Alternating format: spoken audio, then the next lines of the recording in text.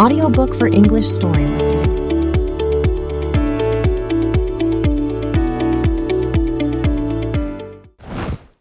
Once upon a time, there was a merchant who had 3 daughters. He was about to go on a journey and asked each daughter what gift he should bring back for them. The eldest daughter wanted pearls. The second daughter wanted jewels. But the youngest daughter, named Lily, said, "Dear father, please bring me a rose." It was winter, so finding a rose was not an easy task. However, because Lily was the prettiest daughter and loved flowers, her father promised to try his best. He kissed all 3 daughters goodbye and set off on his journey. When it was time for him to return home, he had bought pearls and jewels for the 2 eldest daughters. But he had searched everywhere for a rose and couldn't find one. Every time he asked for a rose in a garden, people laughed at him, saying roses don't grow in the snow. This made him very sad because Lily was his favorite daughter. As he was traveling back home, wondering what to bring her, he came across a beautiful castle with a garden. The garden looked like it was summer on one side and winter on the other. The finest flowers were blooming on one side, while everything was covered in snow on the other. He thought it was a lucky find and called his servant to fetch him one of the finest roses from the beautiful rose bed in the garden. After obtaining the rose, they were happily riding away when suddenly a fierce lion appeared and roared, "Whoever has stolen my roses will be eaten alive." The man pleaded, saying he didn't know the garden belonged to the lion, and asked if there was any way to save his life. The lion replied, "No, unless you promise to give me whatever greets you first when you return home. If you agree, I will spare your life and give you the rose for your daughter." Reluctantly, the man considered it, but worried it might be his youngest daughter, who loved him the most and always ran to greet him. The servant got scared and suggested it could be just a cat or a dog. Finally, the man agreed with a heavy heart and took the rose, promising to give the lion whatever he first encountered upon his return. As he approached home, it was Lily, his youngest and dearest daughter, who ran to greet him. She hugged and welcomed him home with joy when she saw the rose. However, her father became very sad and started to cry. He explained, "Oh, my dearest child, I bought this flower at a high price because I promised to give you to a wild lion. Once he has you, he will tear you apart and eat you." He told her everything that had happened and said she should not go, no matter what. But she reassured him and said, "Dear father, we must keep the promise you made. I will go to the lion and try to calm him down. Maybe he will let me come back home safely." The next morning, she asked for directions and said goodbye to her father. With a brave heart, she ventured into the woods. However, the lion was actually an enchanted prince. During the day, he and his court were lions, but in the evening, they regained their human forms. When Lily reached the castle, the prince welcomed her politely, and she agreed to marry him. They had a joyful wedding feast and lived happily together for a long time. The prince could only be seen in his human form at night when he held his court. But every morning he would leave his bride and go away alone, and she didn't know where he went until nightfall. After some time, he said to her, "Tomorrow there will be a grand celebration at your father's house because your eldest sister is getting married. If you want to visit her, my lions will lead you there."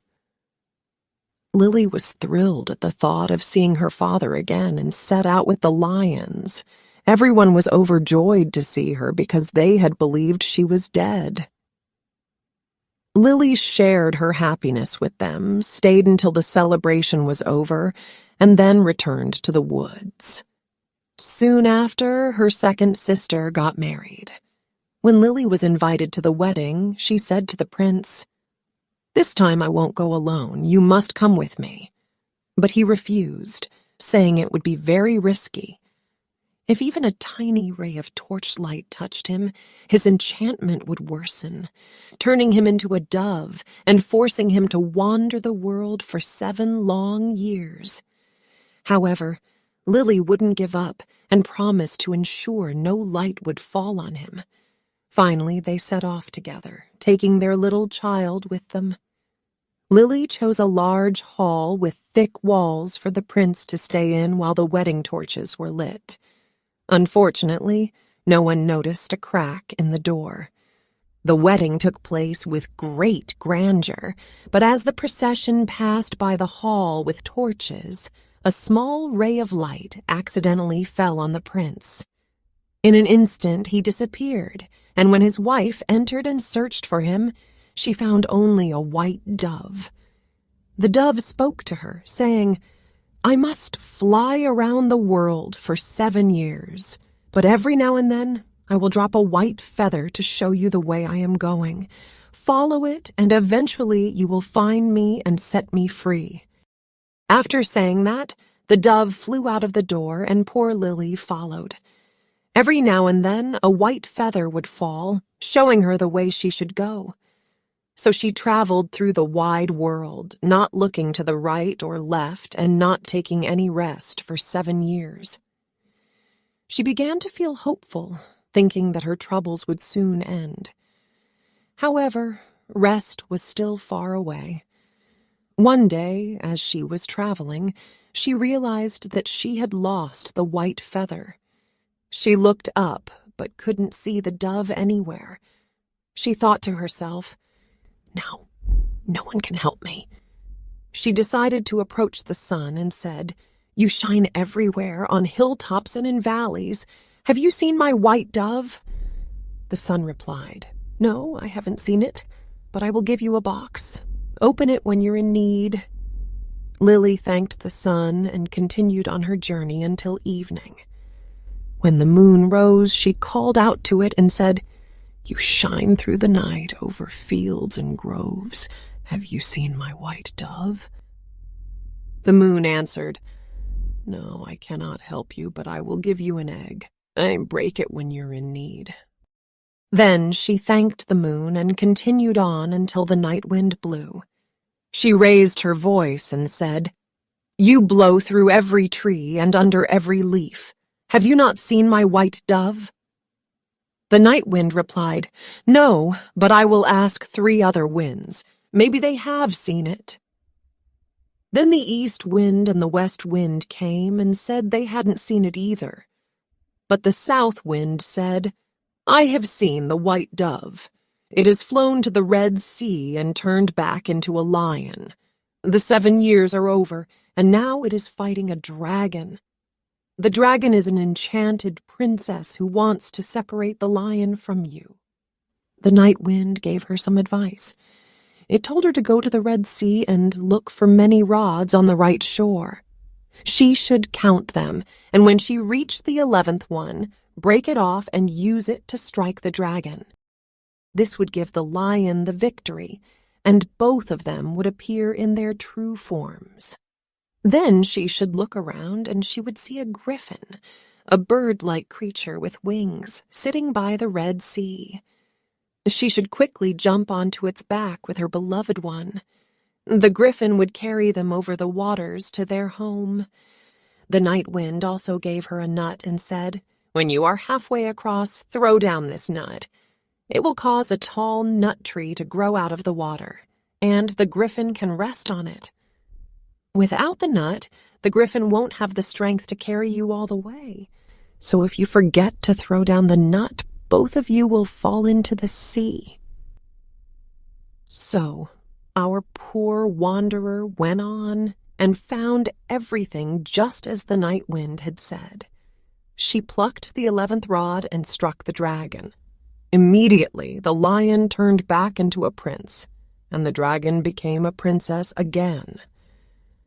But as soon as the princess was free from the spell, She grabbed the prince's arm and jumped onto the griffin's back, carrying the prince away with her. Once again, the unhappy traveler was left alone and sad.